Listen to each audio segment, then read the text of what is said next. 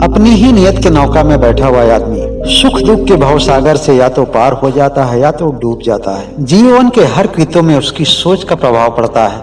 इसीलिए तो कहा जाता है कि जैसी नियत वैसी बरकत। अपने नसीब के आधार पर एक आदमी या तो एक अमीर घर में जन्म लेता है या तो एक गरीब घर में जन्म लेता है। कभी कभी अमीर घरानों में जन्म लेने वाले भी अगर उसकी नियत अच्छी नहीं है, उसके कर्म अच्छे नहीं है, उसकी सोच अच्छी नहीं है, तो गरीब बनकर उसे अपने जीवन में ठोकर खाने पड़ते हैं। जरूरी नहीं है कि साधन संपन्न घर में जन्म लेने के पश्चात हर आदमी सुखी और संतुष्ट ही होता है। सुख और संतुष्टि तो अच्छे विचारों की वजह से मिलती है, अच्छे संस्कारों की वजह से होती है। संसार के बाह्य जगत में आप कितना सुखी हैं लोगों को आपके संसाधनों से पता चलता है, लेकिन आप अपने मानसिक जगत में, अपने आंतरिक जगत में कितने सुखी हैं, खुशहाल हैं और संतुष्ट हैं, यह तो केवल आप ही जान सकते हैं, दूसरा कोई नहीं। एक गांव में रहने वाले किसान की दो बेटियां थी। उसकी एक बेटी का नाम सोनी था और दूसरे का नाम मोनी था। वह दोनों ही बहनें जुड़वा थी।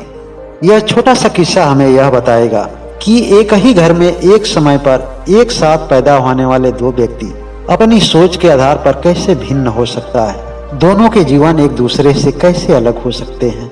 जब सोनी और मोनी दोनों जवान हुई तो दोनों की शादी भी एक ही माह के अंतराल में तय हुई। सोनी की शादी एक गरीब घर में हुई, लेकिन उसका पति बहुत ही सुंदर था और बुद्धिमान भी था, लेकिन उसके पास कोई रोजगार नहीं था। लेकिन मोनी की शादी एक नौकरी वाले लड़के से हुई। वह देखने में बहुत सुंदर तो नहीं था, लेकिन ठीक था। नौकरी भी कोई बहुत बड़ी नहीं थी, लेकिन इतना था कि वह अपने परिवार का पोषण ठीक ढंग से कर लेगा। किसान की दोनों लड़कियां शादी करके अपने अपने घरों में चली गई।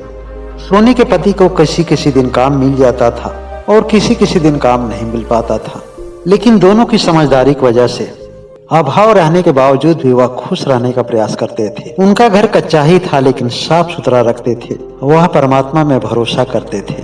मोनी का घर पक्का था और वह कुछ साधन संपन्न भी थे, इसीलिए उनको खाने पीने की तकलीफ नहीं। एक बार ऐसा हुआ कि कई दिनों से सोनी के पति को काम नहीं मिल पाया।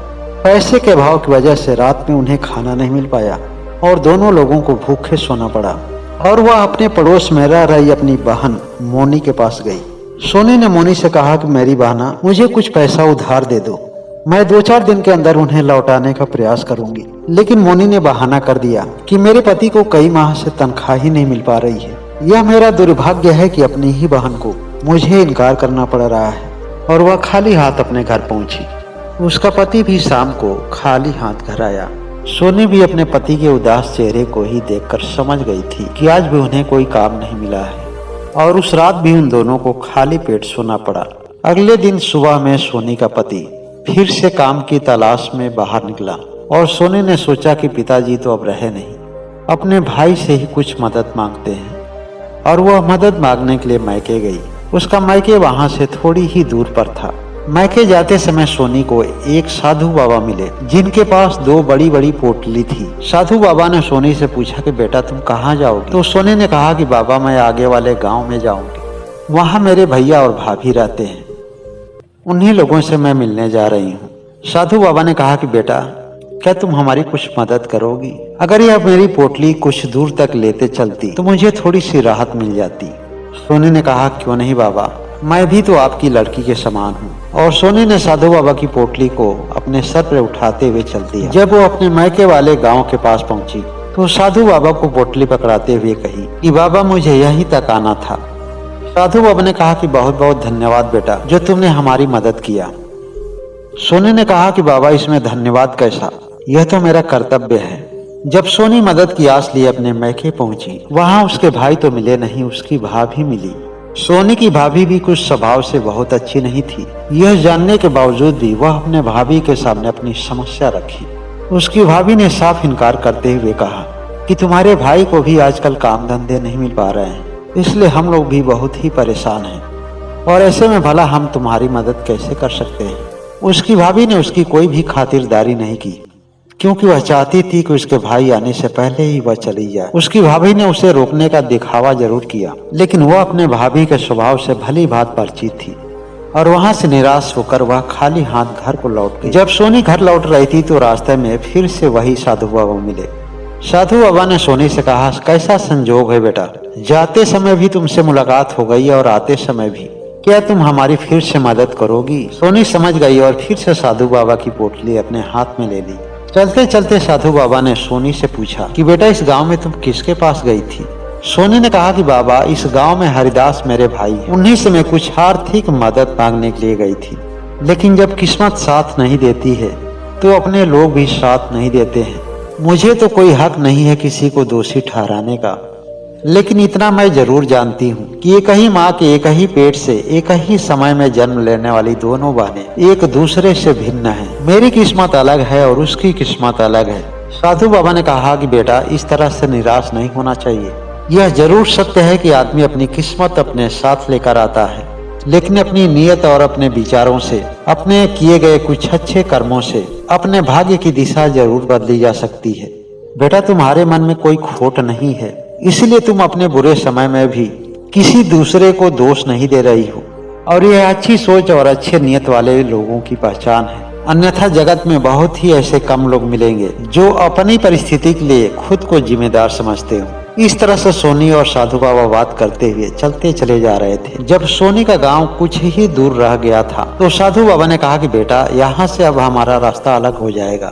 तुमने हमारी मदद की, तुम बहुत ही नेक नियत वाली हो। तुम्हें देने के लिए मेरे पास कुछ और तो नहीं है, लेकिन इस थैले में कुछ लड्डू है। उसे सोनी के हाथ में देते हुए कहा कि इसे रख लो बेटा, यह तुम्हारे काम आएगा। साधुओं के पास इससे ज्यादा कुछ होता ही नहीं है। उनके पास या तो आशीर्वाद होता है या फिर कभी कभी आशीर्वाद के रूप में ऐसे थैले होते हैं। सोनी साधु बाबा को प्रणाम करते हुए वह छोटा सा थैला लेकर अपने घर पहुंचती है। घर पहुंचते पहुंचते उससे शाम हो जाती है। तब तक सोनी का पति भी घर आ जाता है। आज भी सोनी के पति को कुछ काम नहीं मिला रहता है। वह भूखा प्यासा घर आता है। वह सोनी से पूछा क्या हुआ, कहीं कोई मदद मिली?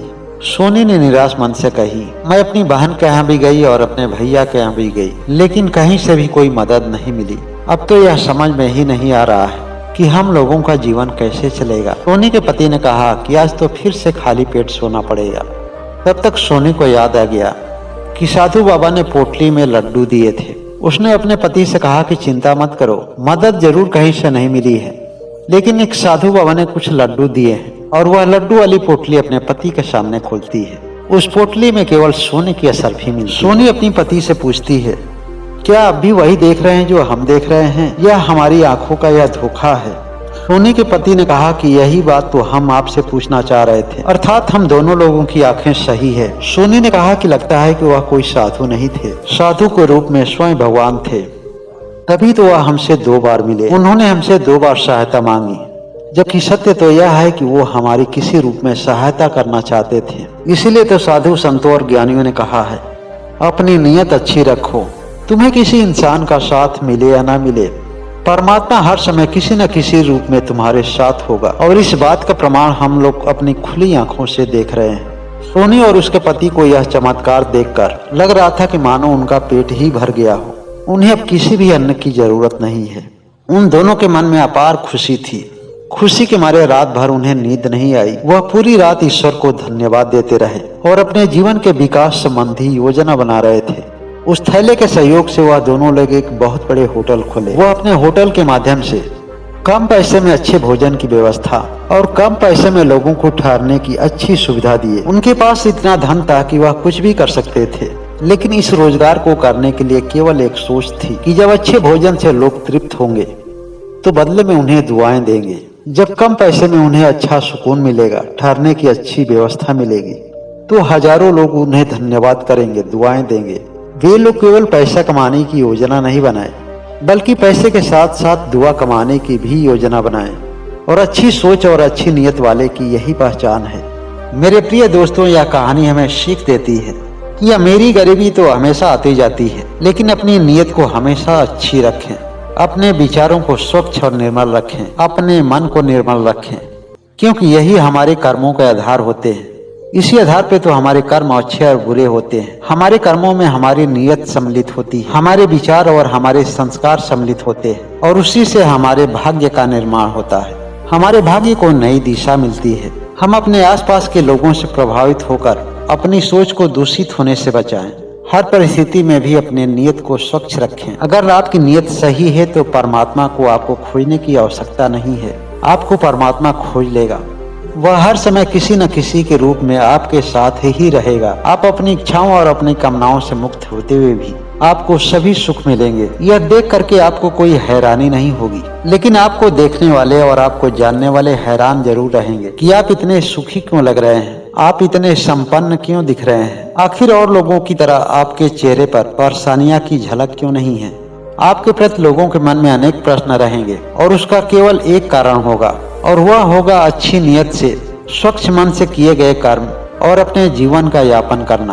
केवल यही बात आपके सुखी जीवन का आधार बन सकती है। अगर यह सभी बातें आप सभी लोगों को समझ में आ रही हो तो इसे लाइक करें, औरों को शेयर करें, और जो लोग इस चैनल पर नए हैं या अभी तक इस चैनल को सब्सक्राइब नहीं किए हों, वह सब्सक्राइब करके बेल आइकन की घंटी को जरूर दबा लें।